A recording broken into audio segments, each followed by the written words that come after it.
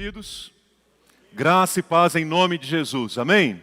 Que bom nos encontrarmos aqui para este nosso segundo culto deste domingo, em louvor e adoração ao nome de Jesus Cristo, o Filho do Deus vivo, aquele que é o vencedor sobre tudo e sobre todos. Obrigado pela sua presença, você também que nos acompanha pela transmissão ao vivo, que Deus te abençoe. E onde quer que você esteja, a palavra de Deus toque o seu coração. Estou alegre com a minha família, pela oportunidade de a gente retornar aqui, depois de um período de descanso, de um período de férias, poder estar com vocês novamente. Obrigado pelas orações, elas foram recíprocas e oramos a Deus para que continue nos abençoando na jornada que teremos daqui em diante também, viu? Vamos falar hoje, dar continuidade sobre esse tema tão importante, a batalha espiritual, a verdadeira batalha da vida. Cada domingo a gente tem ouvido e aprendido coisas importantes sobre isso. Essa semana um irmão me procurou e falou: pastor, as mensagens têm sido intensas para a nossa vida espiritual, tem desafiado a gente. Que bom, louvado seja o nome do Senhor por isso, porque esse é o efeito da palavra de Deus na vida da gente mesmo. É assim que a palavra de Deus age, transforma e lapida o coração da gente. E hoje, de maneira muito especial, nós vamos falar sobre o anticristo e a manifestação dos anticristos no mundo. Ou seja, de todos aqueles que estão a serviço do anticristo, de tudo aquilo que se levanta contra Cristo, de tudo aquilo que é contrário ao ensino de Cristo. É uma manifestação anticristã de um anticristo. Para isso, eu quero convidar você para meditar comigo na primeira carta de João, capítulo 4, do versículo 1 ao versículo de número 6. Você pode tanto acompanhar pela sua Bíblia, pelo aplicativo, ou mesmo aqui na tela, se você preferir, tá bom? Aqui na tela a gente sempre utiliza a Nova Almeida atualizada, tá? Diz assim, 1 João, capítulo 4, de 1 a 6. Preste bem atenção na leitura do texto, porque ela já vai lançar uma série de insights, de respostas e de apontamentos sobre esse tema, que às vezes causa tanta polêmica, não é? Causa tanta divisão. Falar de anticristo é um tema que difícil para algumas pessoas e tal. Olhe bem para esse texto com atenção, que você já vai ter vários insights do Espírito Santo falando com você e te ensinando a respeito desse tema. Diz assim a palavra: amados, não deem crédito a qualquer espírito, mas provem os espíritos para ver se procedem de Deus. Porque muitos falsos profetas têm saído mundo afora. Muitos falsos profetas, desde o primeiro século. Nisto vocês reconhecem o Espírito de Deus. Todo aquele que confessa que Jesus Cristo veio em carne é de Deus. E todo espírito que não confessa isso a respeito de Jesus não procede de Deus. Pelo contrário, este é o espírito do anticristo, a respeito do qual vocês já ouviram dizer que viria, e que agora já está no mundo. Filhinhos, vocês são de Deus, e venceram os falsos profetas, porque aquele que está em vocês é maior do que aquele que está no mundo. Eles procedem do mundo, por essa razão falam da parte do mundo, e o mundo os ouve. Nós somos de Deus. Quem conhece a Deus nos ouve. Quem não é de Deus não nos ouve. Nisto reconhecemos o espírito da verdade e o espírito do erro. Que texto oportuno, não é? Prático, compreensível, que texto bom para a gente refletir nesta hora. Vamos orar mais uma vez, pedindo ao Senhor que fale conosco. Pai, na Tua presença nós estamos aqui reunidos, te exaltamos, porque a Tua presença é certa, é clara aqui entre nós. O Senhor já tem nos edificado através das canções, das orações, e agora pedimos que de maneira muito especial a Tua palavra venha de encontro, Deus, ao nosso coração, esclarecendo as nossas dúvidas, tirando os nossos temores e nos ensinando, Deus, a viver em dias em que os falsos profetas se multiplicam pelo mundo afora. Que o Senhor fale conosco, fale com a Tua igreja. Usa-me, Senhor, inspira-me, capacita-me, eu me coloco à disposição do Teu Espírito, para os propósitos que o Senhor tem para o coração do Teu povo, ó Deus, tantos que estão aqui, quanto aqueles que estão à distância, que a Tua boa mão, que a Tua palavra seja derramada como chuva sobre a nossa vida e sobre o nosso coração nesta hora. Em nome de Jesus é que oramos agradecidos ao Senhor. Amém, Jesus. Amém.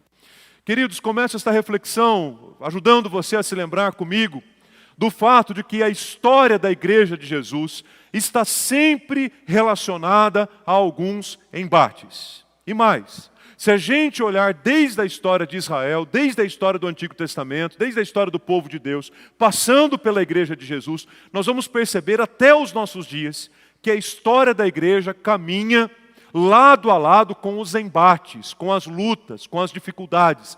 Sejam embates ideológicos, sejam embates conceituais, sejam embates filosóficos, ou até mesmo embates de ordem teológica.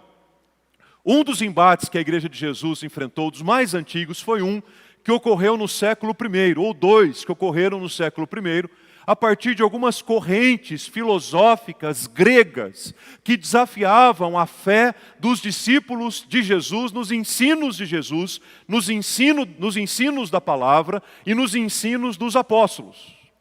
Esses dois grupos eram conhecidos como, primeiro, os gnosticistas, era o grupo do gnosticismo, que eram aqueles que afirmavam que a verdade, que a libertação, que a redenção acontece por meio do conhecimento, gnosticismo, de gnosis. A palavra gnosis, que significa conhecimento. Uma palavra, inclusive, utilizada por diversas vezes pelo próprio João para escrever as suas cartas. Gnosis, conhecimento. Então esse era o primeiro grupo que representava uma ameaça, uma afronta para os discípulos de Jesus, dizendo que a redenção da alma, já que a matéria é má, já que o corpo é mau, a redenção da alma não se dá por meio de Cristo, mas se dá por meio do conhecimento. Então, à medida que você tem conhecimento das coisas, a sua vida é redimida e você experimenta uma libertação. Esse era o primeiro grupo que confrontava a fé dos discípulos de Jesus no primeiro século. Mas aquele que eu quero dar um pouquinho mais de ênfase nesta mensagem é o grupo dos docetistas, desta filosofia docetista, do docetismo, que afirmava no primeiro século que Jesus veio sim ao mundo. Porém, Jesus não veio em carne. Não houve a encarnação de Jesus. Vejam que é interessante pensarmos a respeito disso, porque, primeiro, o docetismo era um movimento que acontecia, de certa forma, dentro do próprio ambiente da igreja. Não eram os hereges declarados e expostos assim, que defendiam o docetismo, mas eram muitas vezes pessoas estudadas, pessoas que debruçavam sobre os profetas, sobre a lei, que diziam, não, Jesus veio sim, mas Ele é Deus, Ele é Espírito, então Ele não veio em carne. Ele veio, Ele se manifestou, mas Ele não se manifestou em carne. E é muito interessante a gente pensar a respeito daquilo que os docetistas ensinam, porque João os identifica de maneira bem clara e específica, para dizer que eles estavam enganados sim, para reafirmar que Jesus veio em carne sim. E aí João identifica esse grupo de pessoas da seguinte maneira. Primeiro, ele os chama de falsos profetas. Olha, esse ensino dos docetistas é falso. Eles são pessoas falsas. O que eles ensinam é falso. Tomem cuidado com o ensino desses que são falsos profetas, que carregam uma mensagem mentirosa, enganosa, falsa. Tomem cuidado porque eles têm se multiplicado no mundo. Mundo afora, é o que o texto nos diz. Segundo, João identifica também esse grupo de pessoas como aqueles que eram o espírito do anticristo, como aqueles que representavam o espírito, o pensamento, a ideologia, a filosofia de tudo aquilo que se levanta contra Cristo. Nesse texto, João não está trabalhando especificamente a figura do anticristo, aquele que vai se manifestar no fim de todas as coisas, conforme o ensino do Apocalipse. O anticristo, o diabo, Satanás, a antiga serpente, o inimigo do povo de Deus, o inimigo da igreja, o inimigo dos discípulos de Jesus. Não. João está mencionando aqui como anticristos todos aqueles que estão a serviço do anticristo. Então ele diz, tomem cuidado com eles, porque eles são anticristos, representam o espírito do anticristo, e aquilo que eles ensinam é contra o que Cristo ensinou. Terceiro, João também destaca que eles poderiam ser considerados pessoas que procediam do mundo. E, consequentemente, se é gente que procede do mundo, não obedece a Deus, obedece o mundo, faz aquilo que o mundo quer. E os irmãos já meditaram aqui sobre o mundo, que é que João está querendo dizer aqui. Ele está dizendo que todo aquele que procede do mundo, obedece o mundo, está em total submissão àquilo que o mundo ensina. Portanto, o que a gente aprende com isso é que o fim dos tempos, de acordo com o ensino bíblico, será marcado sim pela revelação do anticristo. Porém, até que aquele dia chegue, existem muitas pessoas, mundo afora, sempre existiram, e escutem, Igreja de Jesus, sempre existirão, que vivem militando as causas anticristãs, que vivem militando as causas contra o reino de Deus, que vivem militando aquilo que é contra Cristo. São esses que João chama no primeiro século de anticristos, e são esses que nós podemos chamar também nos nossos dias de anticristos. Todo aquele que se levanta contra Cristo representa o pensamento do anticristo, a ideologia do anticristo. Portanto, ele é um anticristão, ou precisamente um anticristo. Agora, o que chama a minha atenção nisso tudo, queridos, é o fato de que a manifestação do anticristo, o ensino do anticristo, ele é bastante sutil. O ensino do anticristo ele age com muita sutileza. Porque, num primeiro momento, os discípulos de Jesus, lá no primeiro século, e agora também a gente pode ser levado a pensar assim, a gente pode olhar e dizer assim, mas pastor, espera um pouquinho, qual que é o problema de afirmar mesmo que Jesus não veio em carne? Qual que é o problema de afirmar que Jesus não veio em carne? Ele não é Deus. Então não tem problema se a gente dizer que ele é Espírito. Então não tem problema a gente também negar a encarnação de Jesus. Ele é Deus, o mais importante é que ele era Deus. Percebem as sutilezas nas palavras, no engano, no enredo, no engodo. E essa sutileza é tão grande que João combate quando escreve os evangelhos e combate quando escreve as cartas. Vejam, por exemplo, quando a palavra de Deus apresenta para a gente esse ensino de João, a gente descobre que há uma lógica muito perigosa, perniciosa, e que esconde um grande risco por trás dela se a gente negar o ensino da encarnação de Cristo. Por quê? Porque se a gente levar em consideração que Cristo realmente não veio em carne, se ele não veio em carne, não houve encarnação. Se não houve encarnação, não houve sacrifício. Se não houve sacrifício, não houve morte. Se não houve morte, não houve também ressurreição. Se não houve ressurreição, não houve vitória sobre o mal, sobre o pecado, sobre Satanás. E se não houve a vitória sobre o pecado, sobre o mal e sobre o diabo, logo a gente pode chegar à conclusão também de que não houve, que não há salvação. A gente pode dizer tranquilamente que Jesus não veio em carne, eu acho que tem até um certo sentido. Espera aí, Deus nos livre disso.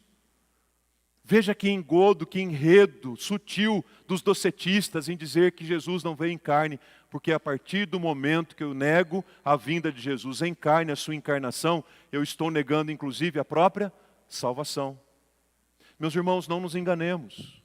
O diabo, o anticristo, não vai se manifestar para você e dizer assim, não há salvação. Porque você vai dizer, sim, sim.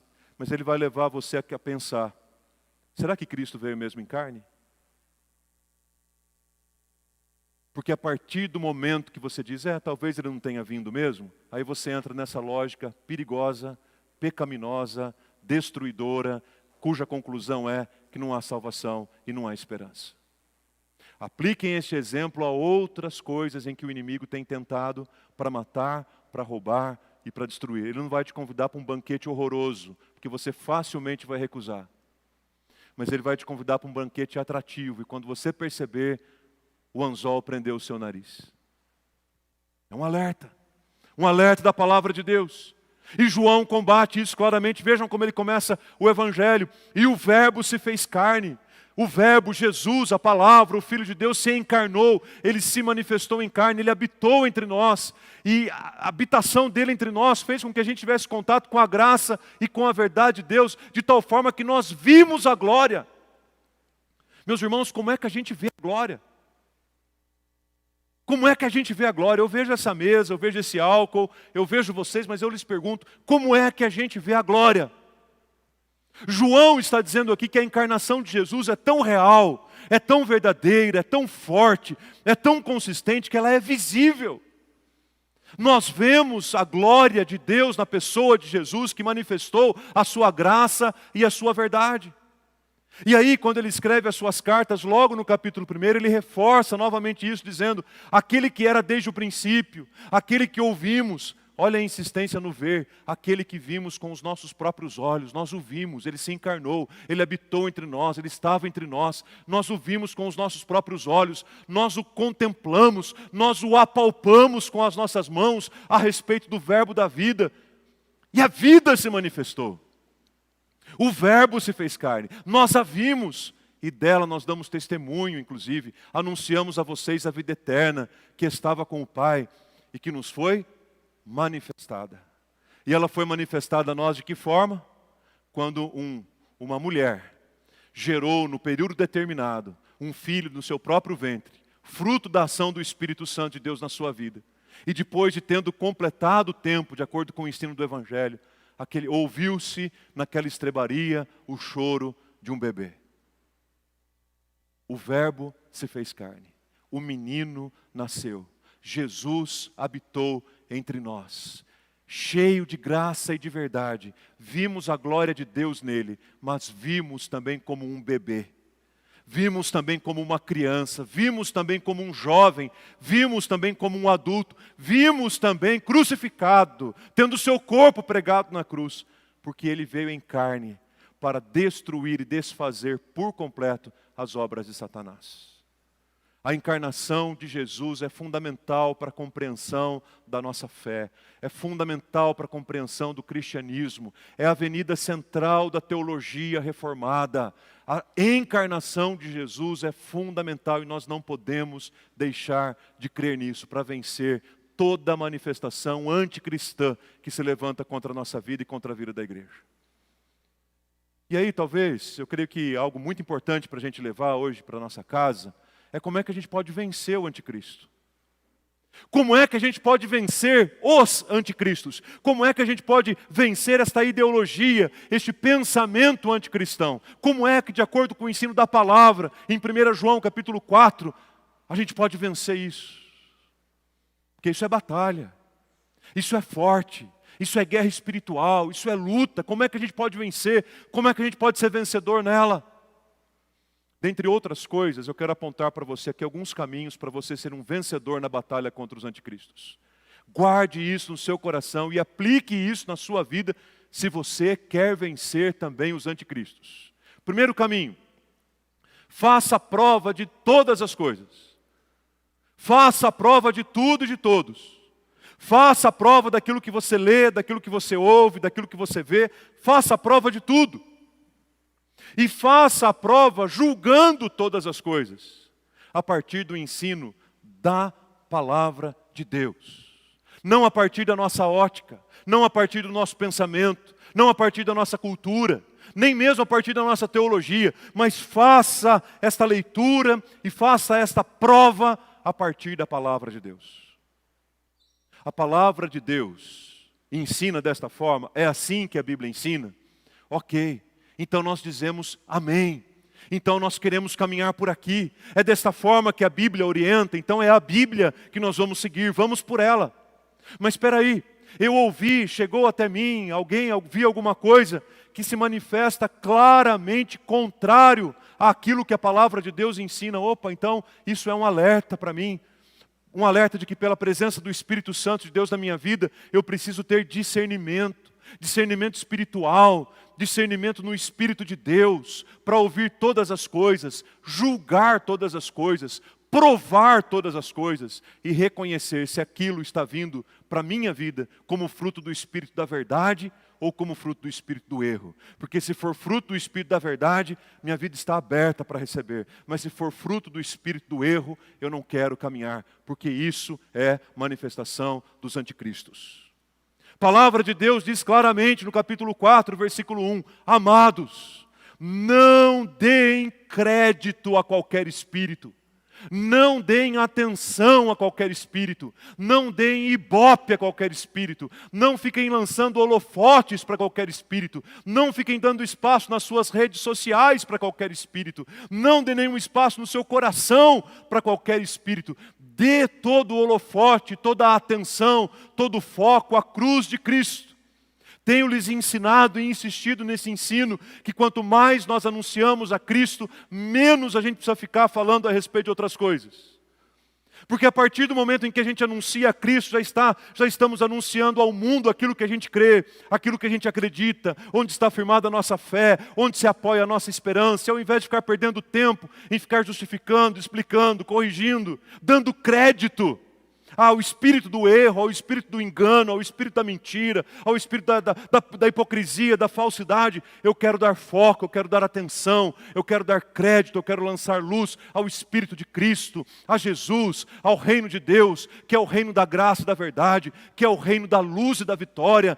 Mas para isso é preciso que os discípulos de Jesus sejam encorajados com profundo discernimento, para que através do discernimento possam provar e discernir claramente. Nós não estamos falando de provar e nem julgar pessoas, nós estamos falando de julgamentos, de tudo aquilo que nos chega à mão, de conteúdos. Procede do Espírito da verdade, seja bem-vindo. Procede do ensino do erro, não quero, não me permito, não entro, porque Deus me deu pelo Espírito Santo discernimento para não entrar nessa. Afinal de contas, os muitos falsos profetas que têm saído mundo afora, estão falando, estão pregando, estão proclamando e continuarão fazendo, para enganar, se possível, de acordo com a palavra de Deus, até mesmo quem? Os próprios eleitos. Então a gente foi chamado para provar todas as coisas, mas a prova, o gabarito, a régua, o padrão, não é aquilo que a gente acha, é o que a palavra de Deus nos ensina. Meus irmãos, assim como João pastoralmente orientou aquela comunidade, eu também lhes oriento hoje. Amados, não deem crédito a qualquer espírito. Prove-os, mas prove-os pela palavra de Deus. Se são da verdade, bem-vindos. Se são fruto do espírito do erro, da manifestação dos anticristos, então que seja afastado definitivamente da nossa vida, para a glória e para o louvor do nome de Jesus. É assim que a gente precisa olhar para isso. Provar todas as coisas. Não é receber qualquer coisa que vem até nós, não. Do lixo que chega até nós todos os dias, pela televisão, pela internet, pelas redes sociais, muitas vezes até mesmo em conversas fúteis e sem nenhum valor. Mas não é sair dando crédito a isso tudo. Mas é provando os espíritos para ver se eles procedem de fato do Senhor, procedem de fato de Deus. Talvez não, seguramente como a comunidade dos bereanos, que na segunda viagem missionária do apóstolo Paulo, em Atos capítulo 16, é uma comunidade destacada e destacável no capítulo 17, porque eram pessoas que ouviam o ensino e chegavam em casa ávidos para conferir se aquilo era de fato assim. E se aprofundavam no ensino da palavra de Deus. Então o primeiro caminho que eu dou para você é o caminho do discernimento, para você compreender o Espírito que vem de Deus e o Espírito que vem de Cristo. E tendo compreendido, não deem crédito, em nome de Jesus, não deem crédito ao espírito do erro. Segundo caminho que eu quero compartilhar com vocês é o caminho da confissão, da declaração, da profissão, de declarar clara, publicamente, a plenos pulmões, quem é Jesus Cristo para nós. Se eu quero vencer os anticristos, eu preciso confessar a minha fé em Jesus Cristo e preciso fazê-la com força e com entusiasmo. Talvez para você seja necessário e importante sair aí para um ermo, para um campo aberto, um jardim, uma praça da cidade, gritar a plenos pulmões, eu creio em Jesus, o Filho de Deus, maravilha. Talvez isso seja importante para você, mas mesmo isso não desconsidera o fato de que a gente precisa confessar a Jesus todos os dias para as pessoas e a gente precisa confessar a Jesus todos os dias para nós mesmos. Pastor, confessar para nós mesmos? Sim, para declarar todos os dias quem é que reina na nossa vida. Quem é que manda na nossa vida? Quem é que governa na nossa vida? Eu creio que todo discípulo de Jesus, ao menos uma vez por dia, deveria dizer, tu és o Cristo, o Filho do Deus vivo. A mesma declaração de Pedro, de acordo com o Evangelho de Mateus, capítulo 16. Todo discípulo de Jesus deveria dizer, pelo menos uma vez por dia, eu creio em Jesus Cristo, no Filho do Deus vivo. Você vai dizer isso para os seus amigos, você pode dizer isso num campo aberto, mas você vai dizer isso para o seu próprio coração, para declarar para você mesmo, para glorificar a Deus com a tua voz. Estou falando para você fazer isso em voz alta. E para declarar também para o império das trevas, para os principados e potestades que não dormem nem descansam, mas estão prontos para matar, roubar e destruir a sua vida. Mas todo dia você é aquele crente que se levanta e diz: eu creio que Jesus Cristo é o Filho do Deus vivo. E isso faz aspergir de uma vez por todas o poder das trevas, e todo principado e toda potestade cai por terra no nome de Jesus. Mas a gente precisa confessar, gente. Deixa eu te perguntar, qual foi a última vez que você fez essa declaração? Ah, pastor, mas ninguém me perguntou. É exatamente esse o X da história. Ninguém te perguntar, mas ainda assim você declarar para você mesmo: eu creio, eu confesso que Jesus Cristo é o Filho de Deus. Porque a palavra de Deus diz claramente: todo aquele que confessa Cristo, Salvador, todo aquele que confessa Jesus e que Ele veio em carne, é de Deus. E o texto continua dizendo que todo aquele que não o confessa, não é de Deus. É por isso que um dia, quando a gente foi batizado, a gente chegou na sala do conselho, estavam ali os presbíteros, os pastores, e eles fizeram uma pergunta para a gente. Perguntaram assim para a gente: quem é Jesus para você? Uma pergunta tão simples, mas que às vezes, nesse momento ali da reunião do conselho, eu fico ouvindo e ouço tantas coisas bonitas a respeito de Jesus, mas parece que as pessoas têm dificuldade para falar claramente: Jesus Cristo é o meu Salvador, é o Filho do Deus vivo, é o Filho de Deus, Ele resgatou e redimiu a minha alma. Eu sei que Ele é legal, deve ter sido muito bonito, um homem que ensinou muita coisa boa, Ele contou muitas parábolas, Ele fez milagre, Ele multiplicou o pão, mas precisa sair dos meus lábios e dos seus lábios essa declaração: Jesus Cristo é o Filho do Deus vivo, porque essa declaração nos faz vencer por completo os anticristos que se levantam contra a igreja de Jesus. Declare mais, confesse mais, diga mais, todos os dias, para você mesmo, para o seu próprio coração: Jesus Cristo, o Filho do Deus vivo, é nele que eu creio e é por ele que eu vivo. Vivo pela fé. O viver que agora tenho na carne, eu vivo pela fé no Filho de Deus. Por isso, o primeiro caminho é a gente provar os Espíritos pela palavra. O segundo caminho é a gente confessar mais. Isso quer dizer que você não está aqui porque se tornou um simpatizante desse grupo. Legal esse pessoal do Calvário, hein? Me cheguei ali, fui chegando, eles foram me acolhendo, eu fui chegando. De repente um dia falaram que ia ter batismo, aí legal, acho que eu vou me batizar também. Fui para uma turma boa, aprendi bastante coisa legal. Chegou o dia do batismo, ganhei uma Bíblia, que top, que momento gostoso, me senti amado, acolhido pela igreja. E aí você descobre que em 20 anos de fé você nunca fez essa declaração. Eu queria te convidar a fazer uma nova profissão de fé. Não aqui na frente, mediante as perguntas dos pastores, mas uma nova profissão de fé no seu coração, nos seus lábios, dizendo para você mesmo: eu creio em Jesus Cristo, o Filho do Deus vivo, Ele é o Senhor da minha vida. Terceiro caminho que eu aponto para você é o caminho da vida. E o caminho de viver como um vencedor, a serviço irrestrito, abnegado daquele que é o vencedor. E você sabe, né? O V com letra minúscula ali somos nós. Nós somos os vencedores. E precisamos viver como gente vencedora. Vencedora em Cristo. Mas vencedor não para vir cantar no domingo e declarar a nossa vitória. Não para exaltar e exultar no conforto que possivelmente eu tenha recebido com uma nova vida em Jesus. Gente vitoriosa para viver a serviço daquele que é o vencedor sobre tudo e sobre todos.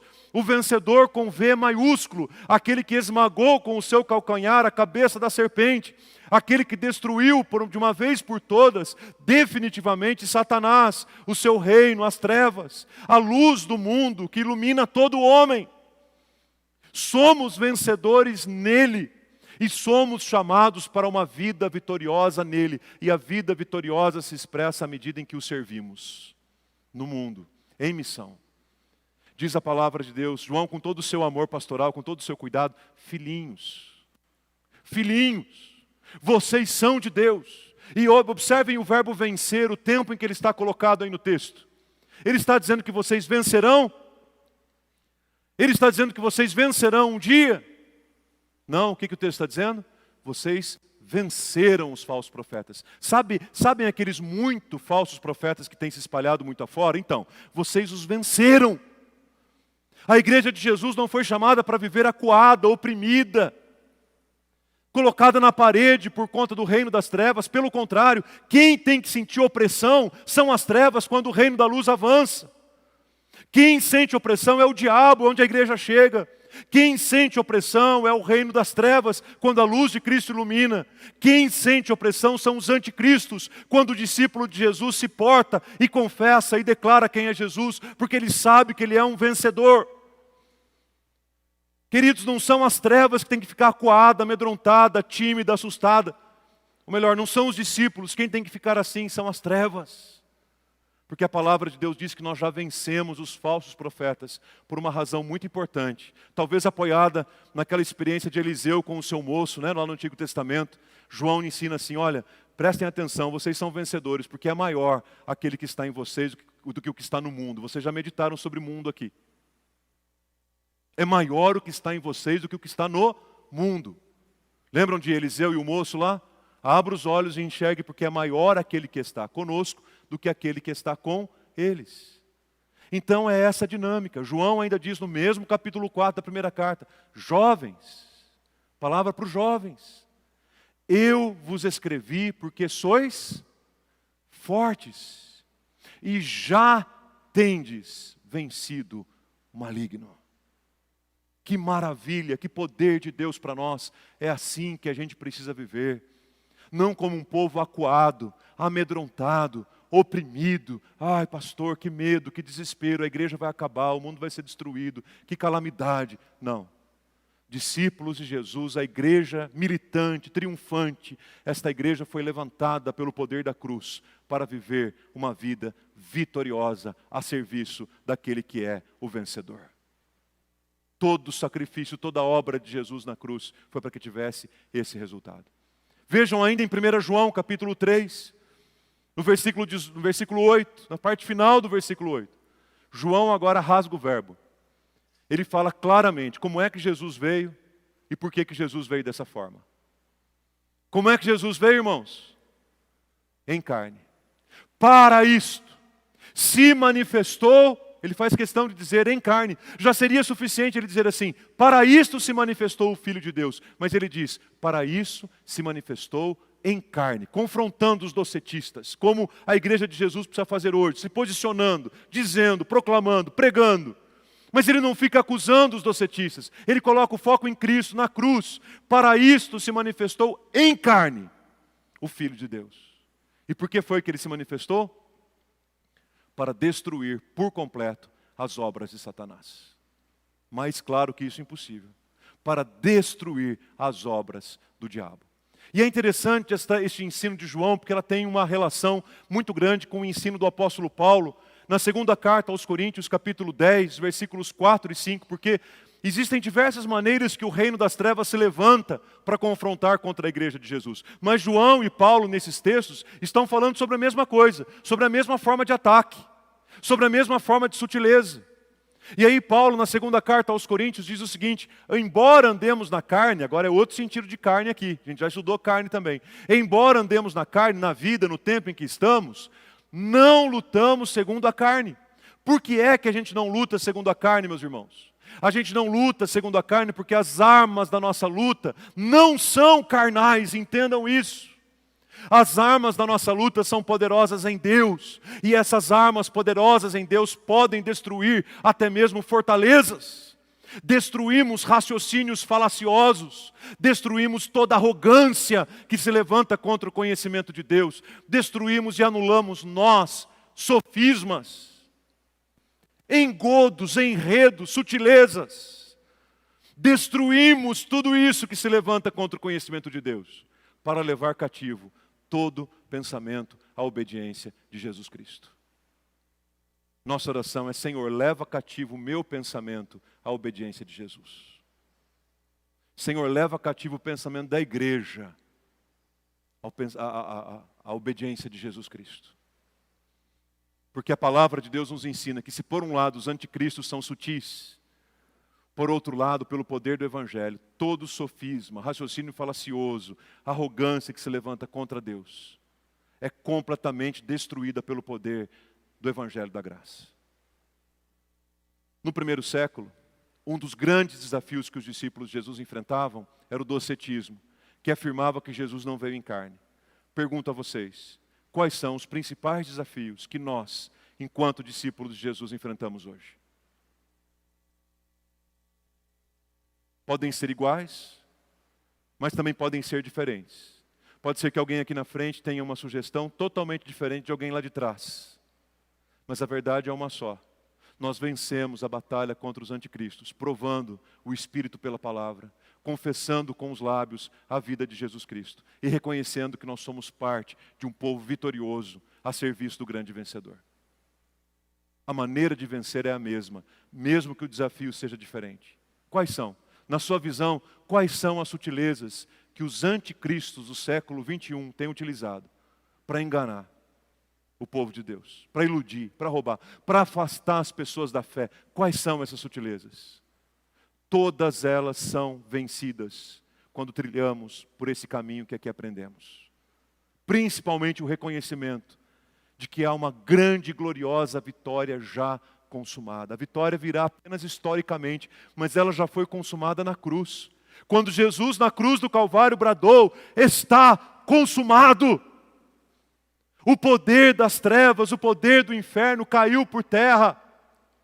Porque Jesus resistiu até as últimas tentações, pregado na cruz, e morreu, deu a sua vida, para que os seus discípulos tivessem vida também. A vitória está na cruz de Cristo, ela está consumada e ela está garantida. Graças ao nome do Senhor por isso. Vejam o que o apóstolo Paulo ensina na segunda carta aos Tessalonicenses, capítulo 2, versículos 7 a 8, que me parece uma referência de Paulo. Alguns comentaristas dizem isso, inspirado no cântico de Moisés e de Miriam. Êxodo 15, lembram? Saída do Egito. Saíram do Egito depois daquela situação de opressão, lembram? Faraó não deixava, Deus endurecia o coração, aí Faraó deixava, depois se arrependia. Enfim, depois da 10ª praga o povo saiu, celebrou a Páscoa. E começa uma perseguição do exército do Egito contra o povo de Deus. De repente eles têm diante dele um mar. E eles olham para aquele mar e não dá para passar. E eles olham para trás e o exército de Faraó está cada vez mais perto. E o Moisés clama ao Senhor, diz: o povo está desesperado, está todo mundo assustado. E o Senhor volta-se para Moisés e diz: Moisés, por que você clama a mim? Diga ao povo que marche. E o povo começou a marchar, e à medida que o povo começou a marchar, aquelas águas do mar foram se abrindo, e abrindo, e abrindo, de tal forma que eles atravessaram a pés enxutos, e se firmaram à direita uma parede de água, e à esquerda uma parede de água, e o povo de Deus passava seguramente por meio daquelas paredes de água. E quando o exército de Faraó tentou fazer o mesmo caminho, as águas se fecharam, as paredes caíram, e foram encontrados os corpos dos egípcios na praia, sem vida. Moisés exultou o nome do Senhor através de um cântico, e em seguida Miriam. E nesse cântico ele diz assim: o Senhor destruiu por completo os meus inimigos, os nossos inimigos, com o sopro da sua narina.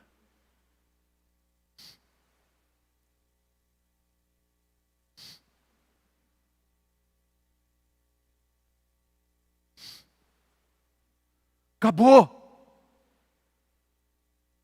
Com o sopro da narina de Deus, acabou aquela força, aquele poderio, aquela imensidão, aquele gigante, aquele reino intransponível, aquele Egito miserável, aquele Faraó opressor. Acabou com o sopro da narina de Deus. E aí Paulo talvez achou que Moisés exagerou e falou assim: o mistério da iniquidade já opera e aguarda somente que seja afastado aquele que agora o detém. Então será revelado o iníquo, o anticristo, com todo o seu exército. Então será revelado o iníquo. E o que Deus fará com o iníquo? A quem o Senhor Jesus matará com o sopro da sua boca e destruirá pela manifestação da sua vinda. Aleluia.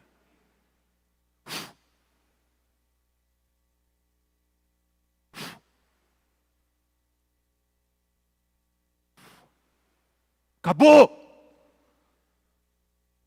Por um sopro da boca de Deus, acabou tudo aquilo que nos amedronta, tudo aquilo que nos assusta, tudo aquilo que nos acua, tudo aquilo que nos faz acreditar que a igreja de Jesus está sendo derrotada. Por um sopro de Deus acabou, aleluia! Que Deus sopre do sopro da sua boca hoje sobre a minha vida e sobre a sua vida, destruindo por completo as obras do diabo na nossa vida, na vida da igreja. Porque haverá um dia que o Senhor soprará definitivamente, e o sopro da sua narina, e o sopro da sua boca, exterminará, aniquilará, destruirá de uma vez por todas, toda a manifestação do anticristo. Glória a Deus por isso. E é nisso que a igreja precisa caminhar vitoriosamente, sem se amedrontar com a força dos anticristos, mas olhando para Jesus e sabendo que Ele é o vencedor e que a nossa vida vitoriosa está a serviço dEle. Que tal se a gente transformasse essa mensagem numa canção?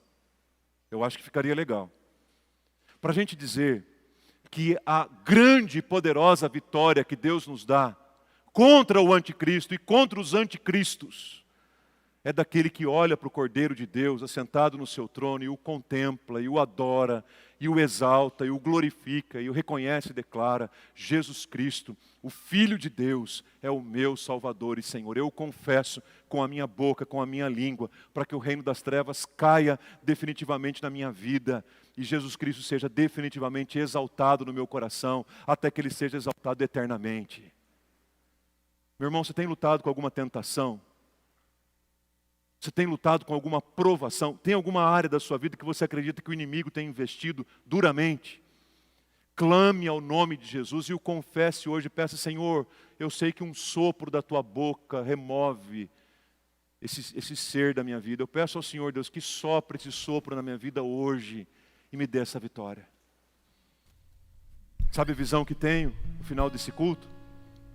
E enquanto a gente cantava há pouco, lá no início do culto, que toda língua confessará, todo joelho se dobrará, diante do trono para exaltar o Cordeiro e para dizer que Ele é o Cristo. É pensar em todos aqueles que se levantam para dizer que Deus não existe, que Jesus não existe, que Ele não veio em carne, que a Bíblia é uma mentira, que a salvação é enganosa, que o reino de Deus é falacioso. Todos esses quedados diante do trono do Cordeiro. E toda língua confessando que Ele é o Senhor. Aqueles que os negaram durante o tempo de vida, reconhecendo diante do seu próprio trono. Quer saber? Ele é o Senhor mesmo. Vamos ficar em pé, vamos declarar esta vitória no nome de Jesus.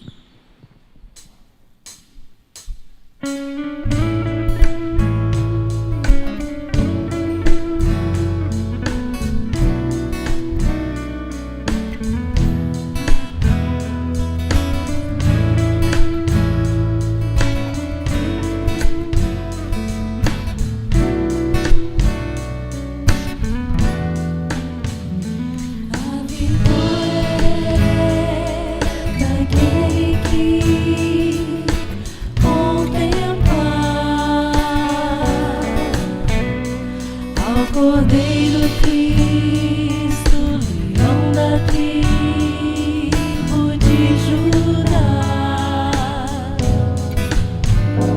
que foi morto e pôs-se sangue por então comprar homens que com Ele sobre a terra vão reinar.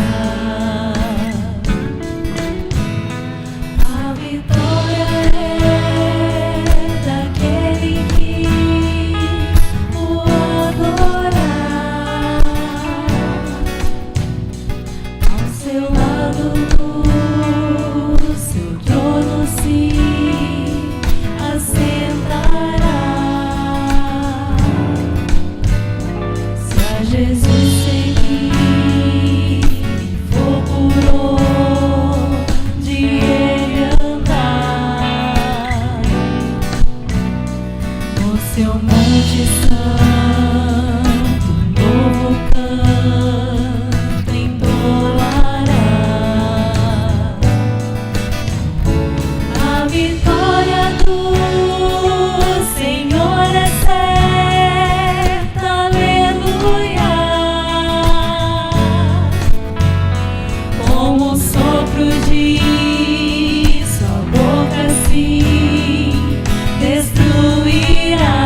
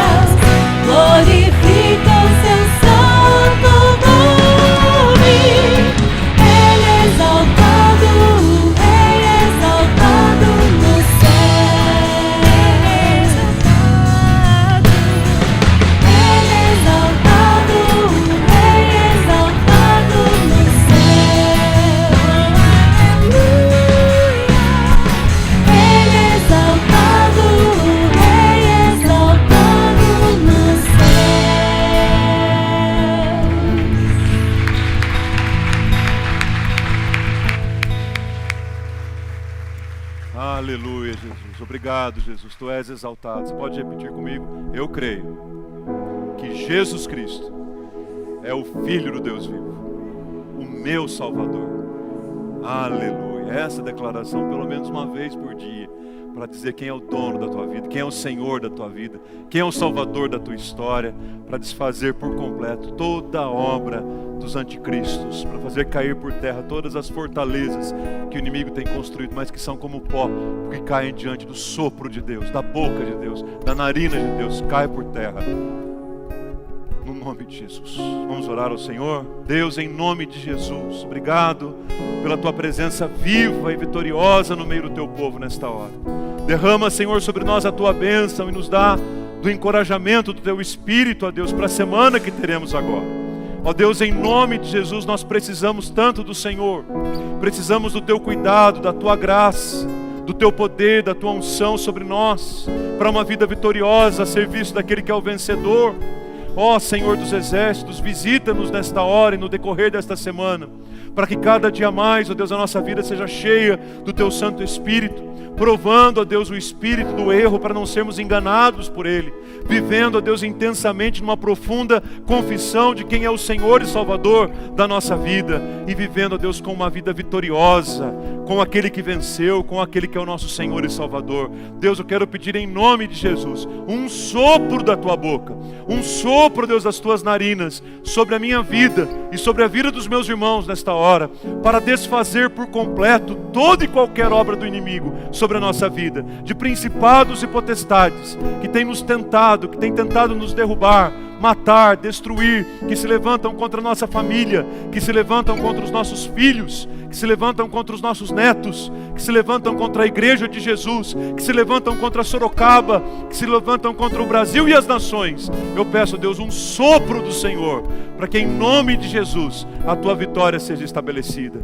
Deus, nesses dias difíceis que vivemos, sim, Pai, dá-nos resiliência, força para enfrentarmos todas as batalhas e sermos mais do que vencedores no nome de Jesus. Porque, ó Deus, nós estaremos também diante do trono, com os joelhos dobrados, proclamando também com a nossa língua, com a nossa voz, que Jesus Cristo é o Senhor. A grande diferença, Pai, é que a gente já faz isso desde agora. Louvado seja o nome do Senhor por isso. Queremos fazê-lo eternamente para a glória do teu nome. Eu oro pelos meus irmãos e irmãs, pelos desafios que terão nessa semana. Irmãos que vão enfrentar aqui batalhas no trabalho, batalhas nas escolas, nas faculdades, gente que vai passar por cirurgia. Deus, abençoe, põe a tua mão sobre a vida da Carla, derramando poder sobre ela na cirurgia que ela vai fazer, sobre todo o enfermo, aquele que está aguardando um resultado de exame. Senhor, tem misericórdia, dá uma semana de manifestação clara do teu poder na vida do teu povo, e que assim, Deus, o mundo creia que tu és o Senhor.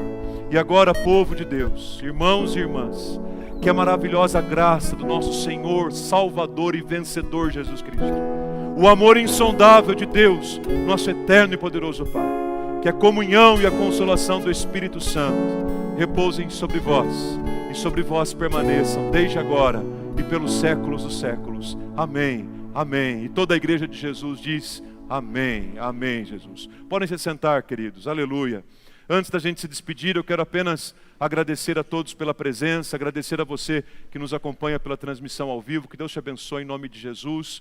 E se há alguém aqui hoje, queridos, pela primeira vez na Igreja do Calvário, está vendo o Heber, ó, à minha direita ali, ó, aquele irmão abençoado, procure aqui no final, ele vai te conduzir para você levar um presente da nossa igreja, tá bom? Um presente que vai abençoar, vai edificar a sua vida, se você está vindo hoje pela primeira vez na Igreja do Calvário. Mantenha-se inscrito lá no nosso canal, no YouTube, tanto o canal da igreja quanto o canal do Calvário Kids, para você receber as notificações, as novidades, toda a programação da igreja que já está lá, inclusive as séries passadas, né? Ah, eu perdi aquela série, queria ter assistido, perdi aquela mensagem da série, você pode revisitar lá o nosso canal no YouTube. Obrigado, né? A Elô orou com a gente aqui agora há pouco. Obrigado a todos aqueles que têm participado com os dízimos, com as ofertas. Continuemos assim, né? Firmes, perseverantes diante do Senhor, principalmente nesses dias, nesses tempos. para que a obra daquele que sustenta a obra continue acontecendo para a honra e para a glória do nome de Jesus. Obrigado à igreja por esse compromisso e por essa generosidade. Por falar em generosidade, essa semana que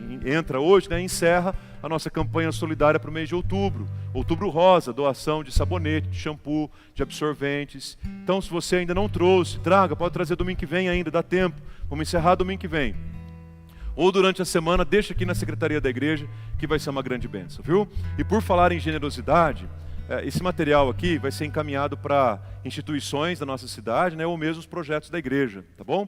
Por falar em contribuição e generosidade, queremos agradecer a todos que já têm participado desta campanha que visa comprar um veículo para o transporte das crianças lá no campo missionário do Pará. Nós vamos encerrar essa campanha, irmãos, domingo que vem.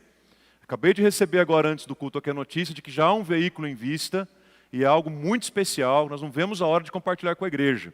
E eu quero louvar a Deus porque nós temos 19.610 que foram ofertas de vocês, do povo, nossas, contribuindo para esta obra. Equivale um pouquinho menos do valor do automóvel que nós estamos procurando, que nós encontramos e vamos ver essa semana.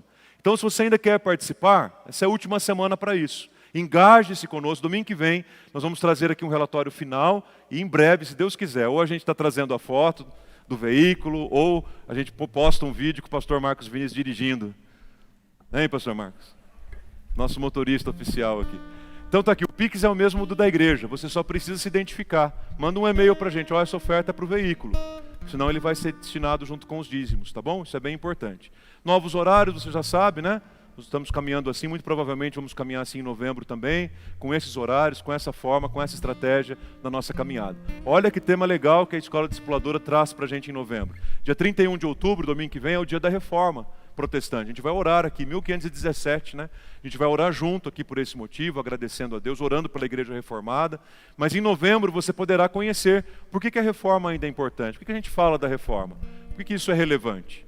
Então, durante o mês de novembro, nós vamos aprender na Escola Discipuladora informações e inscrições lá pelo site, pelo aplicativo. E o último recadinho é para as queridas mulheres, nossas irmãs. Outubro Rosa, o Aviva Mulher não esqueceu de você. No próximo sábado, dia 30, 19h30, aqui na igreja. Inscrições também no site, no aplicativo. É aquela noite, irmãos, para o maridão ficar em casa com os filhos, arrumar aquele programa com os filhos, para as mulheres virem tranquilas para cá. Mas não é só para as mulheres casadas, não. Jovenzinhas, adolescentes, jovens, solteiras, enfim. Para as mulheres em geral. Benditos hormônios, pastor. Esse é o tema de sábado. Com a nossa querida irmã, doutora Marianice Totti. Vai ser uma bênção. Seguramente ela vai trazer uma palavra preciosa aqui para o coração das mulheres, tá bom? Não tem transmissão, é só presencial. Então garante já o seu lugar, venha, porque sábado vai ser uma bênção, essa igreja vai estar cheia de mulheres e vai ser uma bênção para a honra e para a glória do nome de Jesus. Queridos, obrigado, viu, pela atenção de vocês. Boa semana, um abraço, Deus abençoe em nome de Jesus.